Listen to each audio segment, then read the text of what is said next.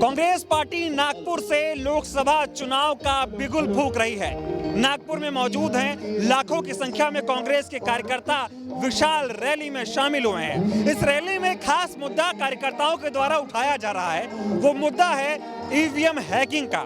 जब मैं लोगों से बातचीत कर रहा था तो इन लोगों ने कहा कि बीजेपी ईवीएम को हैक कर चुनाव जीतती है। ऐसे में मैंने सोचा कि क्यों ना इन लोगों से बातचीत की जाए और ईवीएम को लेकर इनके जो सवाल हैं उसको समझा जाए कि आखिर ईवीएम से इनकी क्या शिकायत है। आपको क्यों लगता है ईवीएम हैक हो रही है?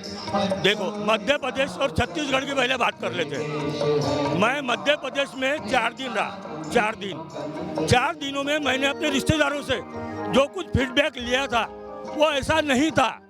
9% वोट बीजेपी का कैसे बढ़ गए, ये वहाँ की जनता भी परेशान है कि ऐसा कैसा हो गया है। वहाँ कम से कम 135 से 140 सीट कांग्रेस की आने वाली थी, जो सर्वे भी वही बता रहे थे। फिर ऐसा क्या हो गया जो बीजेपी जीत गई? छत्तीसगढ़ में गया नहीं, लेकिन मध्य प्रदेश में ईवीएम का नुकसान कराया है। ईवीएम चली है और कुछ नहीं चला है। छत्तीसगढ़ में भी बीजेपी के पास चेहरा नहीं था, लेकिन चुनाव जीत कैसे जीत गई? यही तो मैं कह रहा हूँ। जब नरोत्तम मिश्रा, उन्हीं के इलाके में मैं रहता हूँ, जब नरोत्तम मिश्रा जब हार सकते हैं तो पूरी बीजेपी हार सकती है। उनका बीजेपी उनका गुंडा राज चलता था वहाँ पर। जो नरोत्तम मिश्रा है उनका गुंडा राज चलता था। अब ये गुंडा राज को खत्म नहीं किया जा सका। क्यों नहीं किया जा सका? ईवीएम मशीन की वजह से। ईवीएम मशीन हटा दो और बैलेट पेपर ले आओ, देखो फिर कैसी बीजेपी आती है। ईवीएम के बल पे चुनाव जीत रही है। ईवीएम के भरोसे ही जीत रही है। ईवीएम के भरोसे ही जीत रही है। मैं बगीचे में जाता हूँ घूमने फिरने।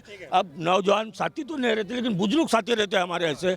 वो 25 में से आप किसी को भी पूछ लो, 17 से 18 जन बोलते हैं कांग्रेस जीतने वाली है। क्यों फिर बीजेपी जीत जाती है? 8 जने में 7 जने में बीजेपी कैसे जीत? घोटाला करके जीत रही है। ये मशीन में है, ये मशीन में फॉल्ट है। ये मशीन बंद हो जाने। चुनाव आयुक्त तो देखो, नरेंद्र मोदी ने अभी बिल पास करा है, चुनाव आयुक्तों को भी लेके आगे सुप्रीम कोर्ट को बाहर निकाल दिया। विपक्ष का एक नेता रहेगा और भैया 4 तो तुम्हारे रहेंगे। 5 के कमेटी में 4 एक बोलेंगे और एक अकेला बोलेगा विपक्ष का नेता। ईवीएम मशीन कैसे हटेंगी? कैसे हटेंगे ये बताइए? फिर आंदोलन करिए। आंदोलन हमारे पार्टी के नेता अगर ये कह दे क्या रास्ते पे उतरिए, धक्का जाम के वैसा भी हो सकता है। अभी जो है विपक्ष के जो नेता हैं उन्होंने प्रस्ताव पास किया है। वो ये लोग कह रहे हैं कि वीवीपैट में जो पर्ची निकलती है वो पर्ची मतदाता के हाथों में देनी चाहिए ताकि पता चल जाए किसको। हाँ, यही वीवीपैट की वो जो मशीन की पर्ची निकलेंगी वो मतदाता के हाथ में देनी चाहिए। हाँ, और दूसरी बात है कि इंडिया गठबंधन में जो लोग हैं, अभी 6 महीने का टाइम है चुनाव में। अभी 2 महीने में वो लोग राम मंदिर के चक्कर में चुनाव डिक्लेयर कर देंगे। उसके पहले पूरे इंडिया के लोग रास्ते पे उतर आए तो मोदी कैसे जीतता है ये समझ में आ जाता है। लेकिन नहीं लगता है मोदी का जादू अब नहीं चल रहा है क्या? नहीं चल रहा है, पहले भी नहीं चला था। पुलवामा करेंगे तुम, हमारे सैनिकों को मारेंगे और खुद ही जाकर आंसू पोंछेंगे तो कैसे चलेगा? अभी कश्मीर में क्या हो रहा है? कश्मीर में आए दिन नौजवान शहीद हो रहे और आतंकवादी कितने मारे जा रहे हैं? 1, 2, लेकिन सैनिक कितने हो रहे? हालात कितने हो रहे सैनिकों की? कौन जिम्मेदार इसका वाला? मोदी सरकार जिम्मेदार है।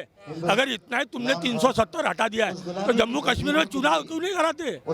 क्यों अपने हुकुमशाही चला के रखे वहाँ पर? क्यों राष्ट्रपति शासन लगा रखा है? क्यों राज्यपाल कह रहे ईवीएम से चुनाव नहीं जीतते, मोदी के चेहरे में जादू है, मेहनत करता है। मोदी के चेहरे में कोई जादू नहीं है। जो आदमी अपने बीबी का नहीं हुआ वो देश का होगा क्या?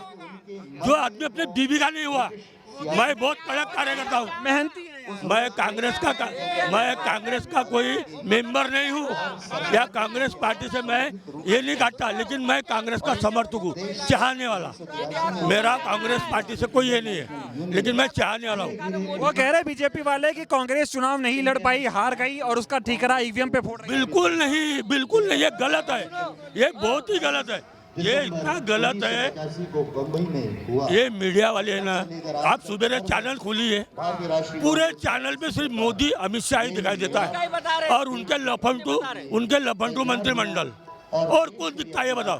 एक चैनल है न्यूज़ 24 वही देखते हैं हम लोग, नहीं तो बाकी चैनल देखने का कोई मतलब ही नहीं है। ईवीएम पे चुनाव जीत रहे हैं। हाँ, ईवीएम पे चुनाव जीत रहे हैं। और दूसरी बात ये सर्वे कर रहे हैं नहीं, ये आपके जहन में भ्रम डाल रहे हैं ताकि आइन वक्त पे, जैसे मध्य प्रदेश में क्या इन लोगों ने आइन वक्त पे मशीन गायब कर दी, मशीन का खेल हुआ और बोल दिया कि हम इतने वोटों से जीत गए। 9% वोट बनना बहुत बड़ी बात है। जिसकी 18 साल की इनकम बसी हो, 9% वोट जीत रहे हैं आपको। यही मशीन वहाँ नहीं चली तेलंगाना में। क्यों नहीं चली? वहाँ बीआरएस की सरकार थी।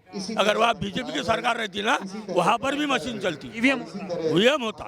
बीआरएस की सरकार थी, इसीलिए वहाँ मशीन नहीं चली। बीजेपी वाले की हम जनता की मदद करते हैं, इसलिए जनता हमें वोट देती है।